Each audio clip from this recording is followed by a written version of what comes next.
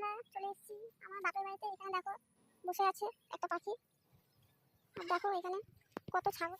এই যে এর নাম হচ্ছে রানী, তার চুল কাটছে হচ্ছে সুন্দরী। এই যে আর এই যে দূরে বাঁধা আছে রাজা। এই যে দেখো কত ভালো লাগছে গ্রাম্য পরিবেশ। আরো আছে এই যে তার বাচ্চা।